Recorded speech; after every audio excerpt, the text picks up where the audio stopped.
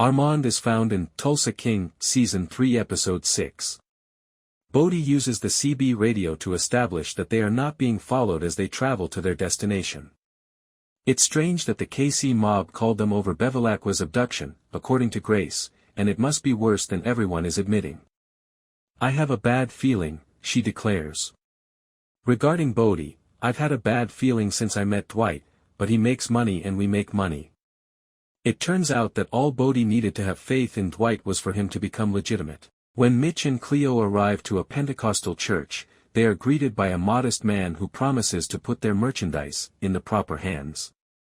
Dwight, Bigfoot, and Tyson go to the meet after Quiet Ray arrives at the motel. To avoid being the first to arrive, Quiet Ray and Dwight both wait a minute. They are merely polite to each other. When Dwight notices Vincent Piazza, there, he scoffs, but Quiet Ray claims he's a changed man. Confucius is paraphrased by Dwight as saying, "The wisest of men and the stupidest of men never change." Cole enters without being seen after some small talk. Quiet Ray says he wants a piece of the booze thing, quoting 80%. He is held accountable by Dwight for Bevilacqua's disappearance. Dwight remarks, "You take and you take, like King animal," just as Cole and an underling begin to approach the criminals.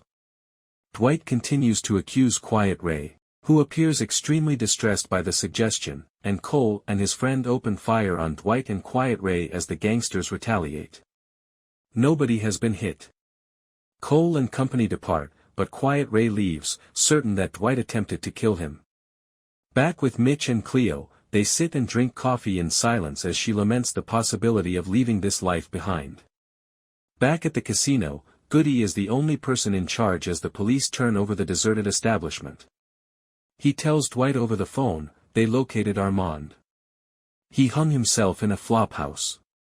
There are bottles everywhere. I'll let you know if I hear anything more. When Dwight calls Quiet Ray, he ignores the call and gives the camera a menacing expression. Smile. One of the many unanswered questions in the episode is why Cole is such a terrible assassin. What's up with Muso? Given that Dwight has been cooperating with the capture of the bomb creator, why capture his partner? We hope to hear back shortly. While Dwight, Bigfoot, and Tyson discover that Jeremiah's men are pursuing them, Mitch and Cleo are stopped by a highway patrol officer.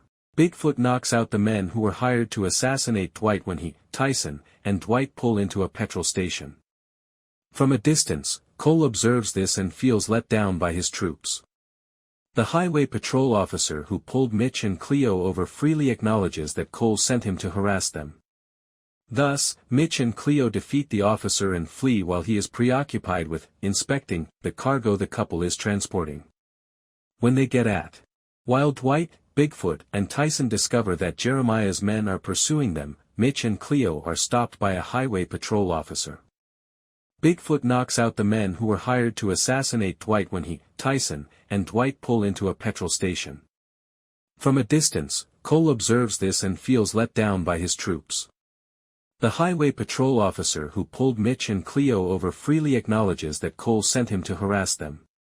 Thus, Mitch and Cleo defeat the officer and flee while he is preoccupied with inspecting the cargo the couple is transporting. When they get at Johnny Wednesday's house, he proves to be a man of few words. His men unload the liquor, he gives Mitch and Cleo the money, and he reassures them that their goods is in good hands. The only unit that hasn't encountered any problems thus far is the one that consists of Grace and Bodhi, and even that is annoying Grace because, according to Art's call on Bill's absence, there is trouble brewing somewhere. Bodhi informs Grace that although they are undoubtedly going through a difficult time, they must have faith in Dwight's idea since, should it be successful, the long-term advantages will be favorable. The two vehicles that will be used to deliver the illegal alcohol are being inspected by Grace, Mitch, Cleo, and Bodhi. After that, Mitch and Cleo go to Montague Distilleries to obtain the alcohol. In order to enter the storage container, they zap a few police officers who had been stationed there, rendering the distillery unusable. After securing the parcels, Mitch and Cleo take one of the vehicles and drive to Shreveport, while Bodhi and Grace take the other vehicle and go to St. Louis.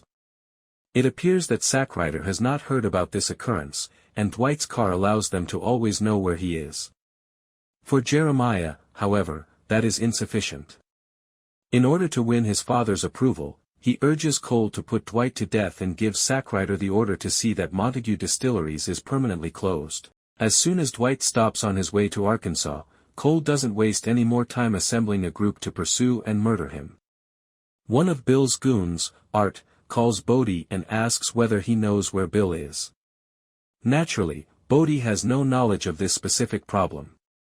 Nevertheless, a brief sequence showing Bill in the federal jail that Muso allegedly runs establishes that he is the one who got Bill detained. We don't receive a convincing justification for Muso's extreme choice. I guess it's because Bill was on the verge of discovering that Dwight is employed by the federal government. He had his men follow Dwight in secret, and they nearly caught him when he met Deacon. Bill might have killed Dwight if he had become overly impulsive, which would have destroyed Muso's entire scheme to exact revenge on Deacon. I believe that's the reason Muso thought it was preferable to exclude Bill. It won't be difficult to defend Bill's arrest because he has a long history of offense.